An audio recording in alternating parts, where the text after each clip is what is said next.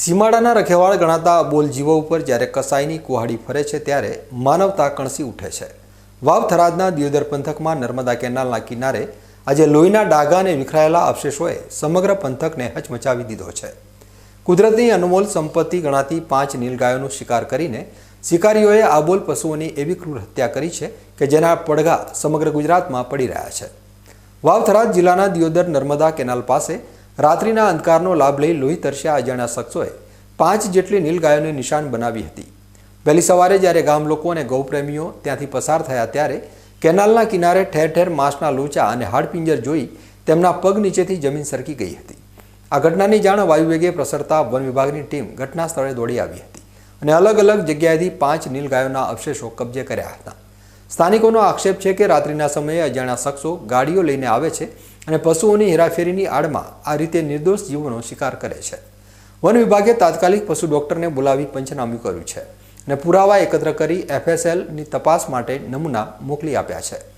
ગૌરક્ષકોમાં આ મામલે ભારે રોષ જોવા મળી રહ્યો છે અને તેઓ આ મામલે તંત્ર પાસે ન્યાયની માંગ કરી રહ્યા છે। આ પંથકમાં જે રીતે પશુઓની કતલ થાય તે ખૂબ જ દુઃખદ છે। રાત્રિના સમયે પેટ્રોલિંગ વધારવાની જરૂર છે જેથી આવા ગંભીર ગુનાઓ અટકી શકે તેવી માંગ ઉઠી છે। અમારા દાંડવ ગામે તાલુકો દિયોદર જિલ્લો વાવ થરાદ છેલ્લા 5 દિવસમાં અમને જાણવા મળ્યું કે અહીંયા જોતા મને અમારા ગામના વડીલોએ કીધેલું કે અહીંયા રાત્રે ફાયરિંગની ઘટના બને છે ને અવાજ આવે છે। તો અમે આજે 2-3 દિવસથી વોચ રાખતા તપાસ કરતા તો અમે આજુબાજુ ઝાડીમાં તપાસ કરતાં અમને જાણવા મળ્યું કે અમારા અલગ અલગ જગ્યાએ 5 નીલગાયની ફાયરિંગ કરીને તેમની નિર્મમ હત્યા કરી અને તેમનું માંસ મટન કાઢીને લઈ ગયેલ છે અને તેમના જે હાડકાં અને પાંજરો તે ધડથી અલગ કરી અને તેમની ખાલ પણ સાઈડમાં ઉતારીને મૂકી દીધેલ છે।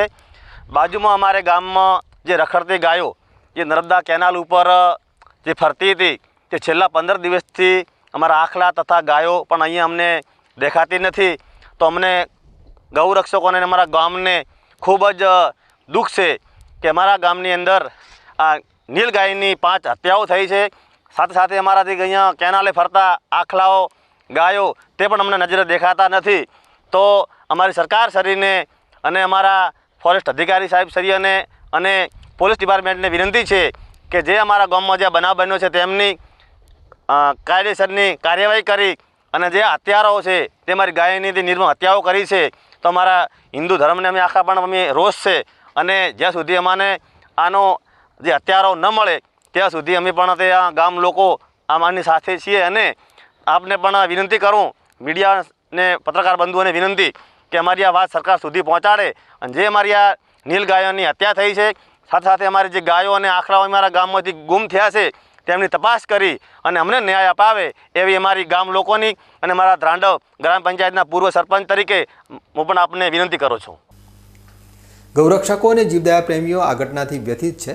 જો શિકારીઓને વહેલી તકે પકડવામાં નહીં આવે તો અમે ઉગ્ર આંદોલન કરવાની ચીમકી ઉચ્ચારી છે। મને 10-10:30 વાગે ફોન આવેલો અને સ્થાનિક જે ગૌ સેવાનું કામ કરે છે લોકોનો કે દિયોદર તાલુકાના ત્રાડવ ગામમાં જે કેનાલ પડે છે એની આજુબાજુમાં 5 થી 6 નીલગાયોની હત્યા કરવામાં આવી છે। તેથી અમને જાણ થતાં અમે પહેલાં 112ને જાણ કરી પોલીસને અને ફોરેસ્ટ વિભાગને પણ જાણ કરેલી હતી। એ પહેલાં હાજર જ હતા। અમે લોકો અહીંયા આવી અને જોયું એટલે 5 થી 6 નીલગાયના અવશેષો મળેલા છે। સ્થાનિક લોકોનું એવું કહેવું છે કે ફાયરિંગ કરવામાં આવ્યું છે અને આવો સિલસિલો થોડા સમયથી ચાલુ છે।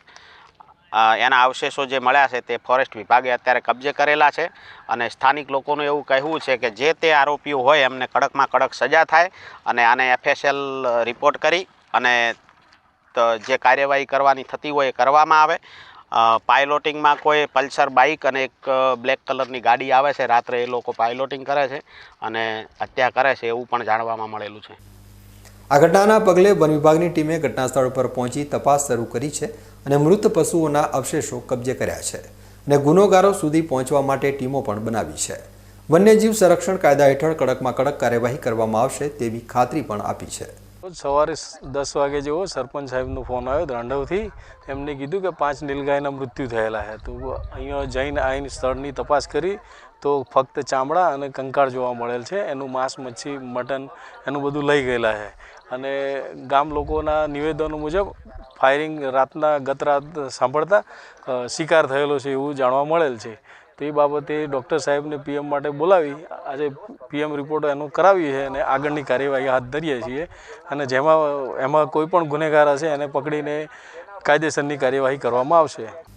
પ્રાથમિક દ્રષ્ટિએ આ શિકારનો જ મામલો લાગે છે અને સેમ્પલ્સ લઈ ફોરેન્સિક લેબ માટે મોકલ્યા છે, જેથી મૃત્યુનું સચોટ કારણ અમને સમય જાણી શકાય. આજરોજ આરએફઓ દિયોદર તરફથી અમને ટેલિફોનિક તથા રિટર્નમાં મળેલું છે કે ધ્રાંડવ કેનાલ પર 4 નીલગાયના મરણ થયેલ છે. મરણની આપણે તપાસ કરતાં 4 બોડીની અંદરથી 4 બોડીમાં માત્ર સ્કિન જોવા મળેલ છે, 2 બોડીના 2 હાઇન્ડ લિમ્બ એટલે કે પાછળના પગ જોવા મળેલ છે અને એક એનિમલનું હેડ જોવા મળેલ છે.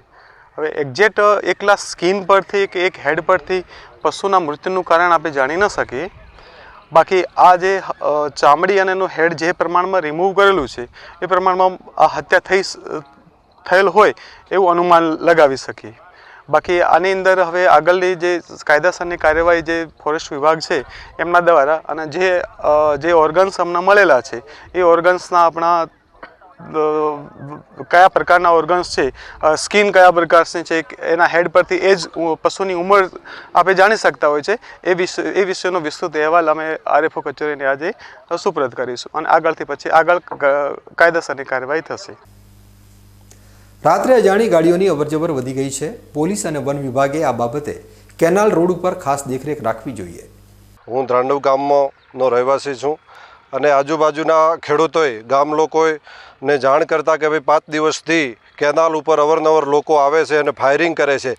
તો તપાસ કરતાં અમને બધાને જાણવા મળ્યું કે આ તો નીલગાયની હત્યા કરે છે અને 5 નીલગાયનું મરણ કરેલ છે. એમના ધડ માથાથી અલગ કરેલ છે, એમને કાપલ છે, ફાયરિંગના નિશાન પણ થઈ રહ્યા છે. ફોરેસ્ટ ખાતાવાળા પણ આવી ગયા છે અને એમને પણ અહીંયાથી સેમ્પલ લીધા છે. તો અમારે પોલીસ વિભાગને અને આજુબાજુના લોકોને જે ભયનો માહોલ છે, રાતના જાડી અને મોટી બહુ જાડી હોવાથી લોકો કેનાલ ઉપર આવી શકતા નથી. કારણ કે આ લોકો જે ફાયરિંગ કરે તો જે લોકો જોવા આવે અથવા તપાસમાં આવે તો એ લોકોને પણ ભય હોય કે ક્યાંય અમને ગોળી ન વાગી જાય અને અંદરથી માંસ કાઢીને લઈ જયેલ છે. એની ખાલ અને હાડપિંજર પડ્યું છે.